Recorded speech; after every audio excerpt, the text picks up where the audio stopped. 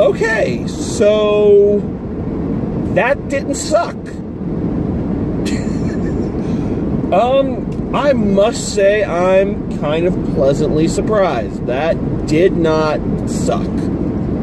And with this film series, that is almost like saying it deserves an Academy Award. Now, let's not get confused.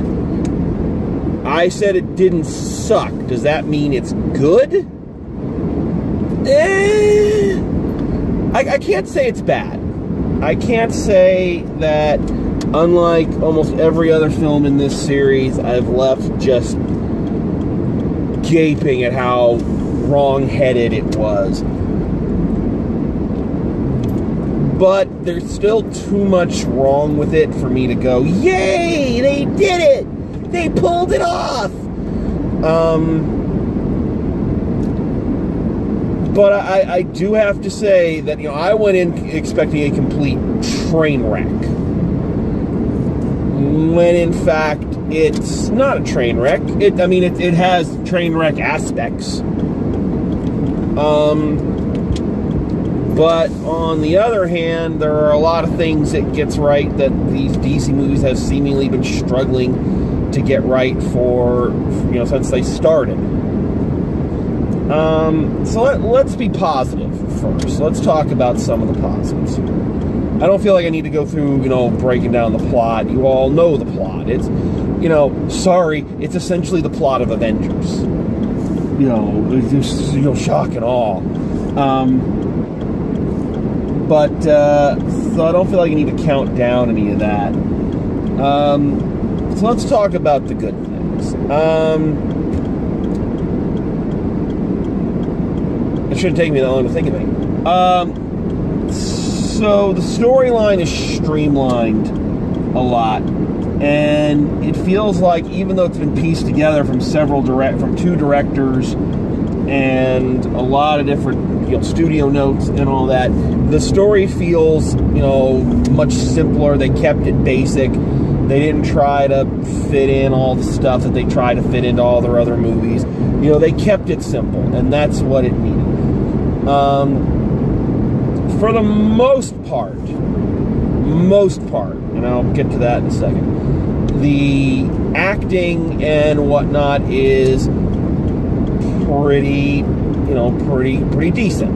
Ben Affleck is Ben Affleck. I think I've always thought, you know, even when he was in shitty movies and he was going through all that bad stuff, that Ben Affleck was a pretty decent actor, and he's become a good actor as he's gotten older, and I think he's been a pretty good Batman. He was one of the only good things about Batman v Superman, and here, you know, he's been asked to kind of carry the lion's share of it, you know, and he does an admirable job. He's the kind of guy you want heading this up.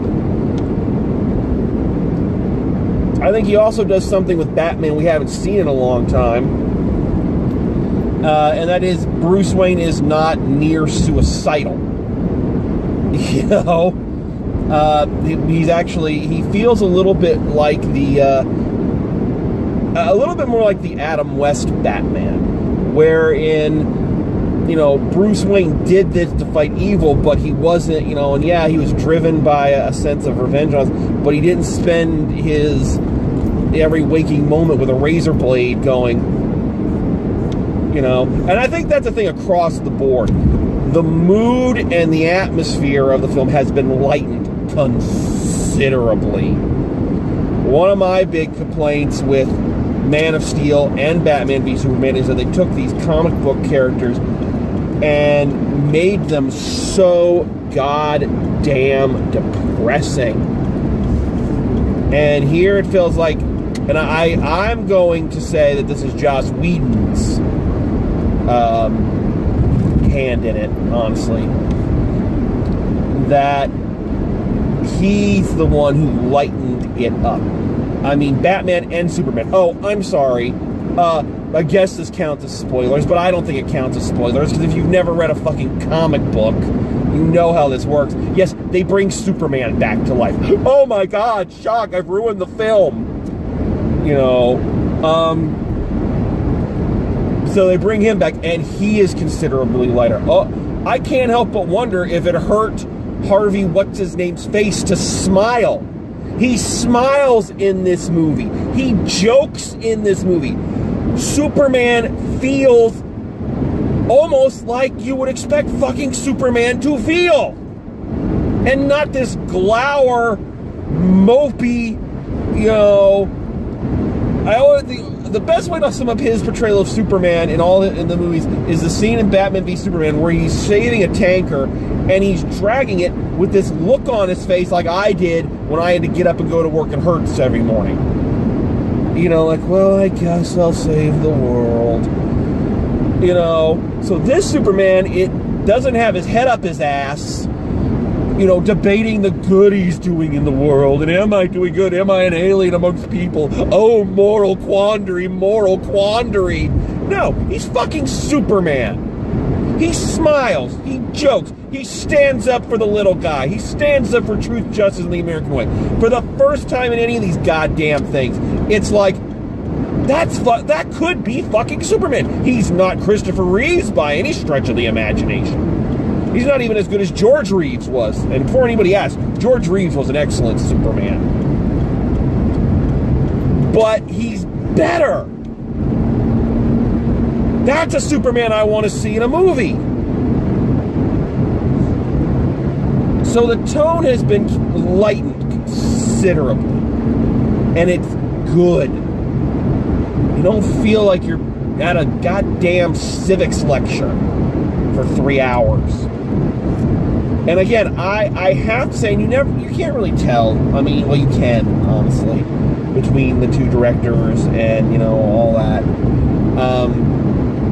What was kind of Zack Snyder's hand and what was Joss Whedon's. Like, you know, you can tell Joss Whedon's hand, because Joss Whedon has a love for this stuff. He has a true love for it and a respect for the characters. How much of a respect? Here's how much. Superman shows up to punch the villain, and they put a stinger from the John Williams music in there. Batman is driving the Batmobile through all these punchable henchmen, and an undertone of the Danny Elfman Batman theme plays. Joss Whedon knows that's what people associate with these characters, because it's what he associates with the characters, and he puts it in there. He doesn't spend all his time fighting against it, he puts it in. So, that's all good. This is the best Gal Gadot, in my opinion, and I'm sorry I'm mispronouncing her name, has been as Wonder Woman, even in her own movie. I said it then, I'll say it now, I'll say it again when I do my end of the year list. She was a charisma vacuum in both Batman v Superman and her own movies.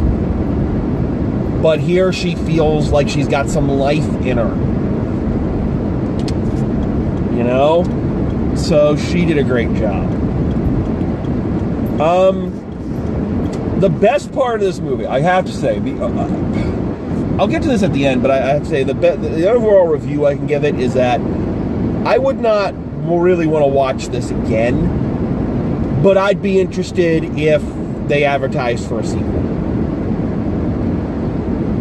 So, anyway, that being said, there's one reason I would watch this movie again. So, they wake Superman up through comic booky mumbo jumbo, and he has that thing like all characters have when they come back from the dead, where he's, he doesn't know who he is, he's confused and all this, and the Justice League go to fight him, and he kicks the Justice League's ass. That part of the movie was pretty fucking awesome. Like, the whole thing was pretty fucking awesome. He's like beating up Aquaman, he's beating up Wonder Woman, and the Flash is running around him, and then, and he's holding Wonder Woman and Aquaman, and you just see Superman's eye move, and he's following the Flash around, and the look on the Flash's face of, oh shit, he can follow me, That's the best acting the kid playing the Flash did in the whole thing. We'll get to that. So yeah, the big three do a good job. It's serviceable. It's a serviceable action film. I did not leave going, oh my God, what was that? But now here's where we have to clarify. I said it at the beginning. It didn't suck. Does that mean it's good? I want to say yes. But there are too many things in the negative column for me that I can't quite get there. I think it was good enough. It was serviceable. But if you were looking for something to, you know, I made the promise to myself I was not going to compare this movie to the Avengers. So I'll compare it to itself. If you're looking for something to even top the kind of the team up things like they do on the Arrowverse, this ain't it. Because there are too many things that don't work. So let's talk about the things that don't work. First of all, and everybody has said this, and they are completely right, I've got to give it, the CGI in this movie is for shit. And I'm sorry, this day and age, this high profile film, this much money behind it, there is no excuse for the CGI to look that bad. All of the special effects in this movie look awful. Every single one of them. The main villain is all CGI, and he looks like shit. He looks as bad as the main villain in Suicide Squad did. And that's pretty awful. So that's just a blanket statement I can put over the whole thing, though. The CGI is terrible.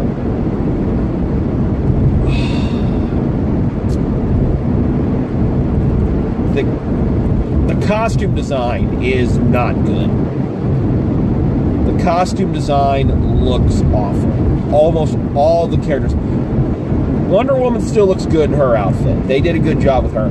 And they gave Superman a brighter blue outfit than he had in the other two. The other two, his costume was so dark blue, it was almost black. But here they give him the brighter blue. So that's goodish. But Ben Affleck looks like he can't move. Even more than Batman usually does in his Batman outfits in his movies. He looks terrible. Aquaman looks pretty terrible. The Flash's costume is the worst. I mean, it seriously looks like a cheap cosplay. Which is funny because the Flash in this movie feels like a cheap cosplay. Oh my God, they wanted him to be the funny Tony Stark, you know, millennial with the, quips for everything, you know, that cross between Tony Stark and Star-Lord. Again, trying not to, you know, I'm not trying to compare the film to the Avengers, but I'm saying that's obviously the character type they were going for, and everything this kid did was just, I don't think it bugged me so much if I didn't feel like every line he said wasn't set up as a joke. Like, he has no lines in this that aren't a joke. And it feels like every line after he says something should be accompanied by, "It's funny, laugh!" And it's not funny. He is not funny. The character is annoying as shit.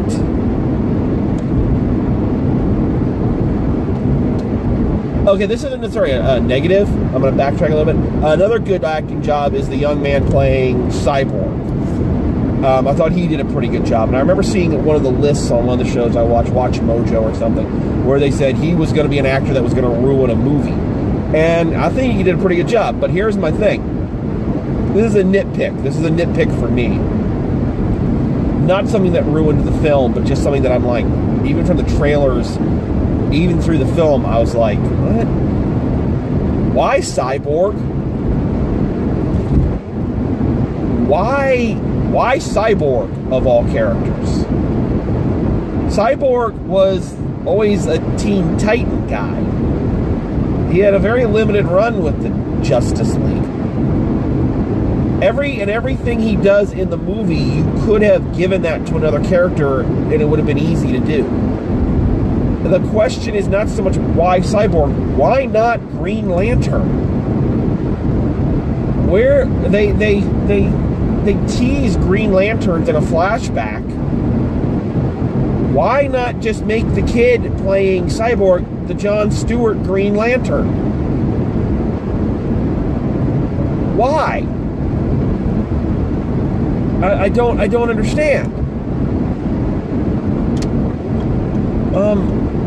Yeah, that's bugged me since day one. Why Cyborg? Why not Green Lantern?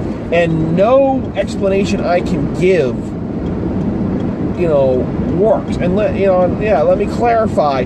If I had been doing it, I would have made it the John Stewart Green Lantern. One, because the John Stewart Green Lantern is the more interesting.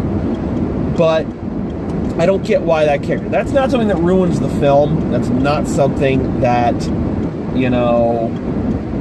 made it bad. I think. But again, part of the problem with him is the CGI of him is awful. It's really bad. It's just incredibly bad. So Flash is awful. Cyborg is good, but I don't get why him and not Green Lantern. Aquaman is just kind of there, and it's another thing where they're trying too hard to make him, the hard drinking. I'm sorry, I'm trying not to do it. They're trying to make him Thor, but a more serious, gritty Thor. And ask Thor: The Dark World how well that worked out, which apparently everybody hated, but me. And I don't think the guy playing him has enough charisma to really pull it off. Here's another problem with the movie: is that, Jesus, I'm sorry, I'm trying not to do it. But we're with other. Wait, we're gonna try this with the Arrowverse shows and their crossovers. Each person and each character has had establishing backstories and supporting casts and history because they have their own shows. So when they come into the crossovers, you don't have to stop the plot dead to explain who this person is, what's their backstory, what baggage are they carrying. You just kind of know because they're assuming you've watched the other shows. Well, here, because they're introducing Flash, Cyborg, and Aquaman, we stop dead to try to get us invested in their stakes that we don't give two shits about. Because we had no time to get to know these characters. Because they didn't do establishing movies for them beforehand for us to get to know them. Now, here's the double-sided coin on that. Is that would have meant we would have had to deal with, 3 more probably really, really, really shitty DC movies to get here. So maybe they just, spared us that pain. But it does mean that they try to make us care about characters and relationships that we don't care about, that don't factor into this plot. Cyborg's relationship with his dad, Aquaman's mommy issues, which is interesting. It's not daddy issues for once, but there you go. And it doesn't. Cyborg's plays slightly into the plot, but then it's gone and no one cares. So this is where you see the choppiness of the storyline. The action scenes, with the exception of the fight where they're all fighting Superman, are all pretty generic. There's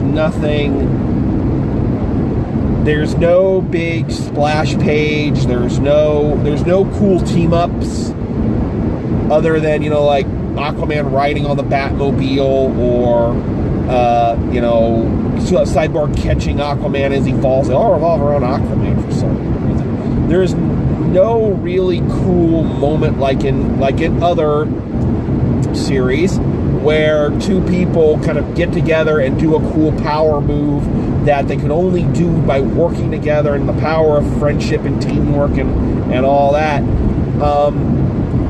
The action scenes are just very, very generic, and again, with the incredibly bad CGI, it's hard to ever feel like you're not just watching 5 people in bad costumes fighting guys in motion capture suits in front of a green screen. You know, it's hard to really get into any of it. You know, I think it speaks volumes. Again, everything about The Flash sucked, but I think it speaks volumes that the running special effects look better on the Flash TV show, which has a fraction of this movie's budget, than it does at any point in this.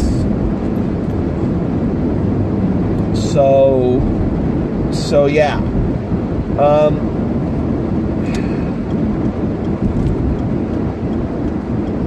I will say that with the couple of movies they did have, well, okay, this is interesting. So, even though I was not a fan of the Wonder Woman movie, I didn't hate it. But I think it's easy to say I preferred it to Batman v Superman.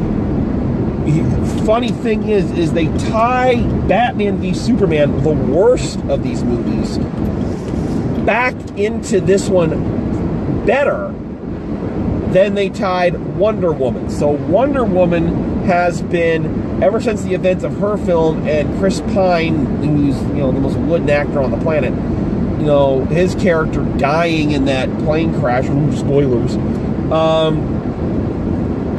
she apparently for over 100 years has, you know, been shutting herself off and moping around about it.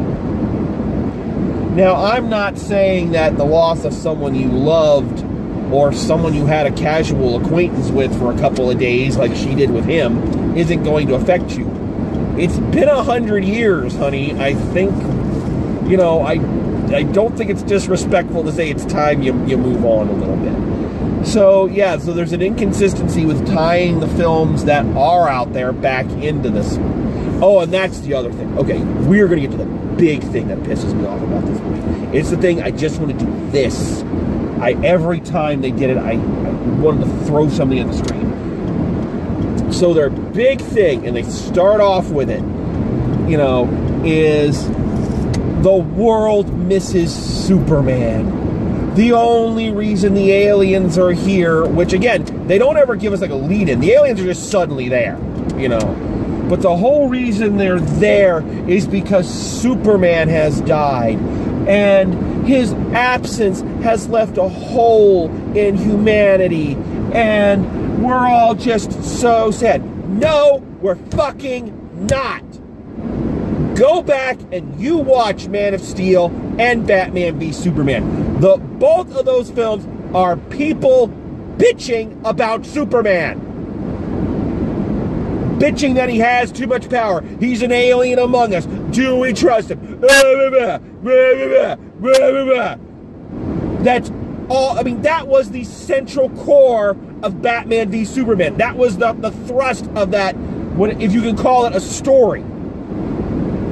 So now that he's dead, now we're led to believe everybody loved him and we're all so sad about it. No, we fucking weren't. You can only retcon so much by having Harvey Superman smile. The world hated him, the world bitched about him, and don't give me this that we didn't realize what we had till he was gone. Don't give me that shit. We hated him. Everybody bitched about him. I'm surprised they threw him 2 funerals. I'm surprised they didn't just roll his lifeless carcass into a moat. Don't give me this, we were all so fucking sad. We were not so fucking sad. Amy Adams was the only one who was fucking sad. At least Amy Adams had something to do in this movie. Her presence had a point in this movie as opposed to Batman v Superman. So yeah, that infuriated me. It's like, you can't retcon that out. You haven't earned that. That is how the Superman of the comics was remembered when he died. Your Superman, no. That was not your Superman. Your Superman was a mopey asshole who all he did was brood while everyone around talked about how much they hated him. That's your Superman. You can't just suddenly tell us now everybody missed him. It made sense for Bruce Wayne to be upset about it, which they carried through with, which I give them credit for, but you can't sell me on this everybody in the world is pissed off. So yeah. So this movie, I gotta give it at least the positive. It's watchable, and it remembers at certain parts its sense of fun, which is what's been sorely missing from these movies. This is why I say I probably would never watch this movie again.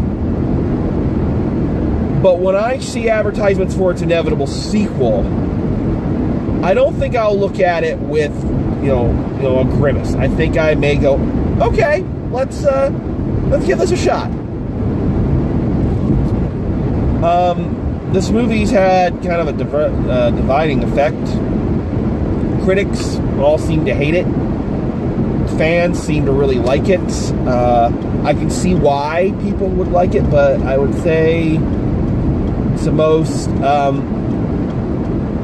really, really look at it. I mean, if you enjoyed it, then that's fine. It's an enjoyable film. You can go and enjoy it.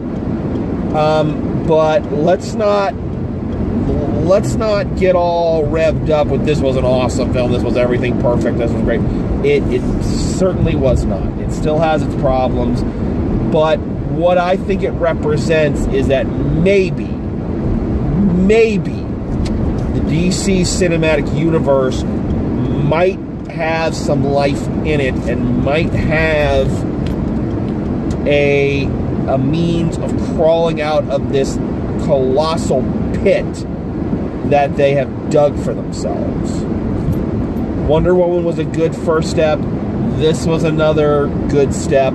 I can't call either one of them good movies or great movies or, you know, my favorite movies, but I can say they were both positive steps. So maybe if they're lucky, they might be able to turn this train wreck around and actually make something worthwhile out of it.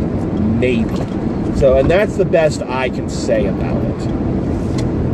So, if you're one of the folks who went and loved it, you know, more power to you. I'd say it's a solid meh. You know, not terrible, but far, far, far from good. And far from perfect. So, you know, but you know what? Who's to say everything needs to be perfect? If everything was perfect, then nothing would be. So, you know, that's me. All right, well, I am on break. We're on Thanksgiving break as I'm recording this. It's the night. I just finished my last day of work for the week, and I get 5 days off. And I'm planning quite a few trips to the movies. So I hope you'll join me for them. So until next time, which will hopefully be soon, drive safe, and I'll see you at the movies.